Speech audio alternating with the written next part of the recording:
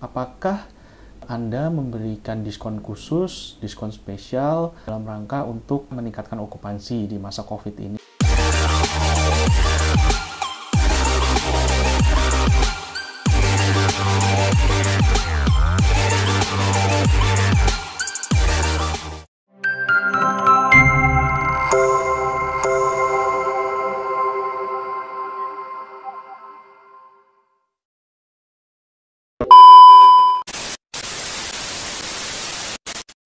Halo teman-teman, kembali lagi ketemu dengan Andi di sini di channel King Kos, si Raja Kos.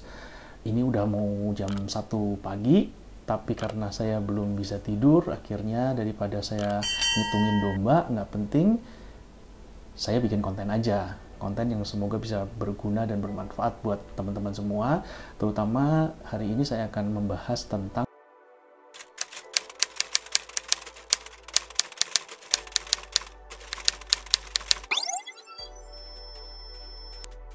seperti di video saya yang sebelumnya yang membahas tentang dampak COVID terhadap bisnis kos. Kalau teman-teman belum nonton bisa cek di link ini ya, dicek itu nanti coba ditonton. Di situ saya mempresentasikan mengenai dampak COVID-19 di Indonesia, terutama pada bisnis kos-kosan, bisnis kita semua. Di situ saya ada sedikit pertanyaan terhadap para responden yang menanyakan apakah Anda memberikan diskon khusus, diskon spesial dalam rangka untuk supaya meningkatkan okupansi di masa COVID ini. Nah, itu jawabannya 60% lah, 60% mereka responden pada memberikan diskon.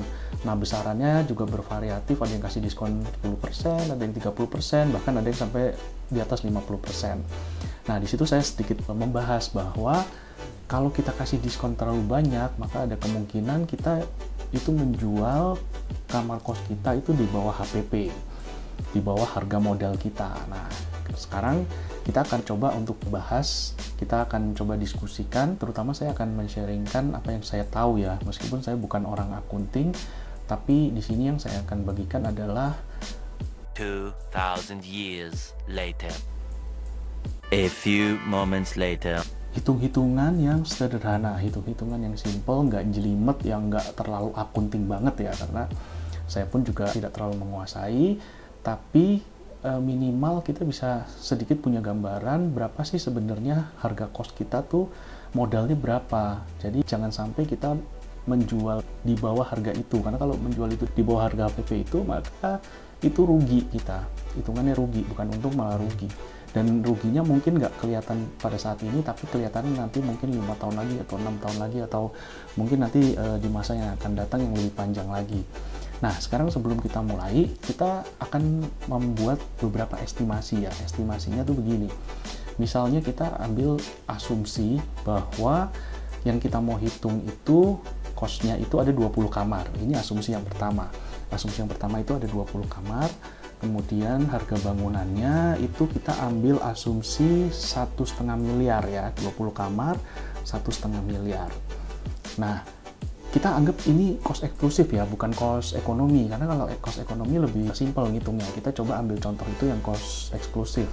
Kalau kos eksklusif itu kan ada AC, ada TV-nya, ada water heater. Nah, itu kalau elektronik di dalam satu kamar itu kurang lebih sekitar 6 juta. Kita ambil asumsi 6 juta.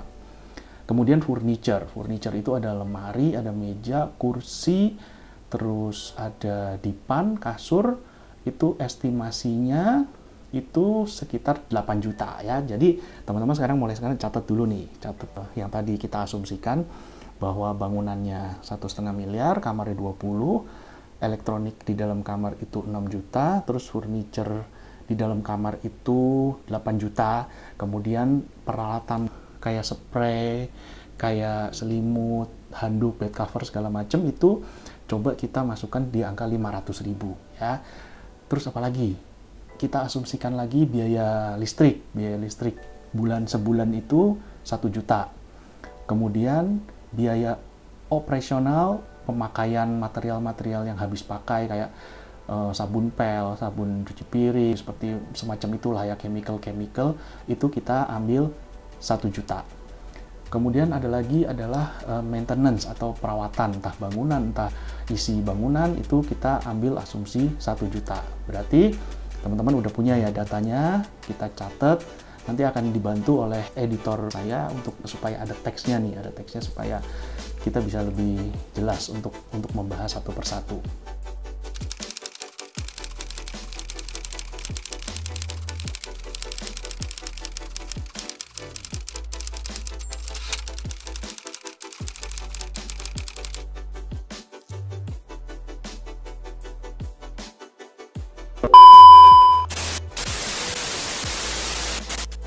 Oh iya, tadi ada satu lagi yang lupa, yaitu gaji karyawan. Itu belum masuk. Gaji karyawan kita asumsikan itu 3 juta per bulan.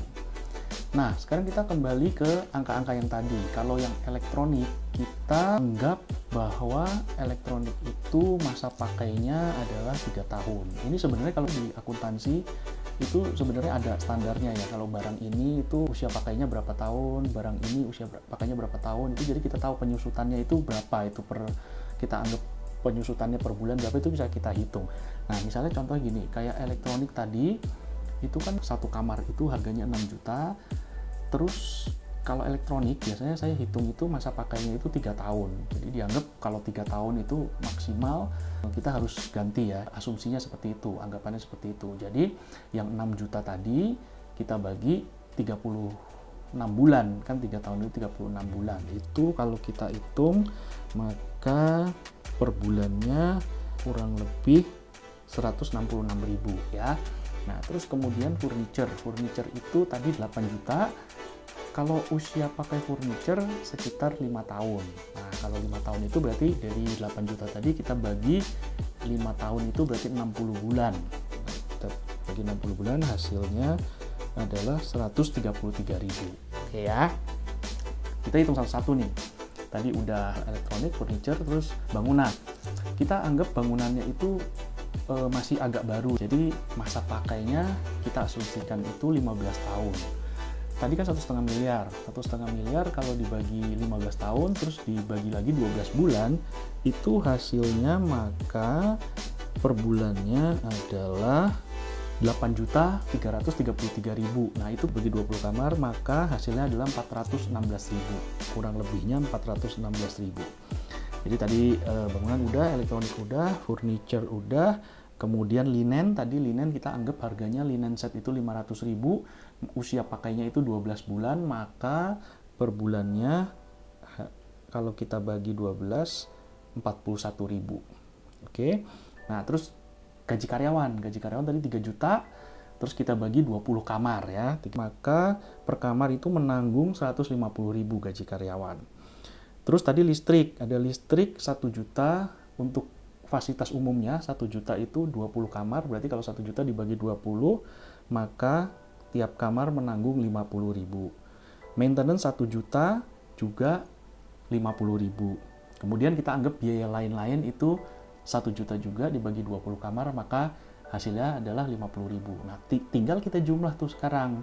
Bangunannya tadi berapa tuh? 416.000, terus ditambah elektroniknya itu 166.000, ditambah furniture-nya 133.000,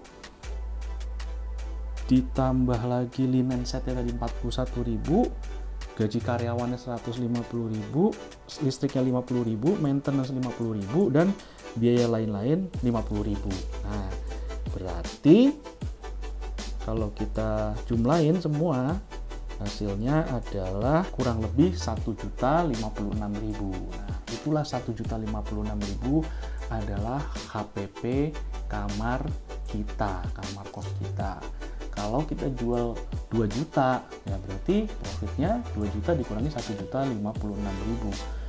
Itu buat acuan kita, berapa sih yang harus kita kasih harga jualnya supaya kita nggak rugi. Kalau kita sekarang ini lagi sepi, terus kita banting harga, kita kasih diskon, kita jual di bawah 1 juta, itu sebenarnya rugi. Tapi ya mau gimana lagi, mungkin dengan cara itu mungkin bisa sedikit meningkatkan okupansi sehingga kita tidak minusnya terlalu banyak, tapi itu jangan sampai berlarut-larut, karena kalau berlarut-larut maka sebenarnya kita rugi dan nanti jangka panjangnya kita akan kesulitan. Kesulitannya itu maksudnya gini, kita nanti setelah 5 tahun udah mulai banyak yang rusak, elektronik rusak, furniture rusak, bangunannya makin banyak kerusakan, itu nanti uang yang kita dapatkan, omset yang kita dapatkan saat itu, maka akan tersedot semua ke situ.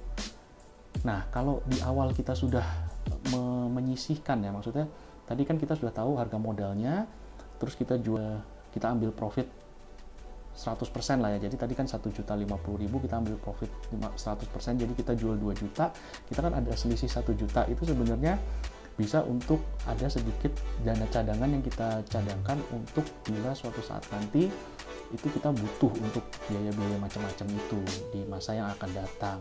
Tapi kalau sekarang kita jualnya 1 juta, padahal HPP-nya 1.056.000, sekarang sih kelihatannya untung karena bangunan masih baru, elektronik masih baru semua, belum ada kerusakan, kelihatannya untung. Tapi nanti 3 tahun lagi, 5 tahun lagi, kita akan kesulitan untuk memperbaiki, untuk merawat barang-barang tersebut. Kita nggak ada uang, akhirnya penghasilan kita yang awalnya mungkin tinggi, akhirnya makin lama makin turun. Nah, jangan sampai kesalahan ini dialami oleh teman-teman semua. Makanya saya selalu sebenarnya agak kesel ya, dalam tanda kutip itu kesel kalau ada pengusaha kos baru bangun, bangunannya baru, semua peralatan semua baru, mereka jual murah-murah. Nah, itu yang kadang-kadang saya, waduh, ini ngerusak harga, ngerusak pasaran, terus juga mungkin dia nggak tahu tuh bahwa itu sebenarnya bunuh diri tuh sebenarnya untuk jangka panjangnya.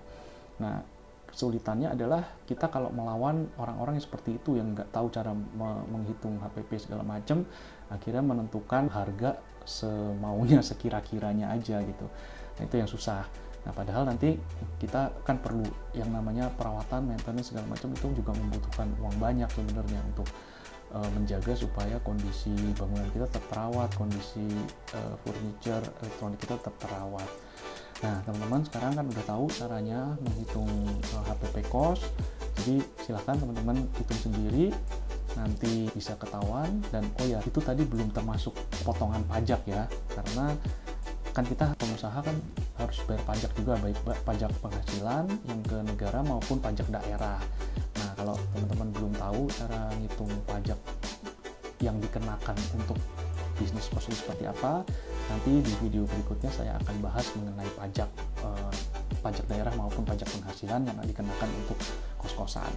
Nah, karena sekarang udah mau pagi, saya sudahi dulu sampai di sini. Terima kasih udah menonton. Jangan lupa subscribe channel ini dan jangan lupa like, comment, share juga.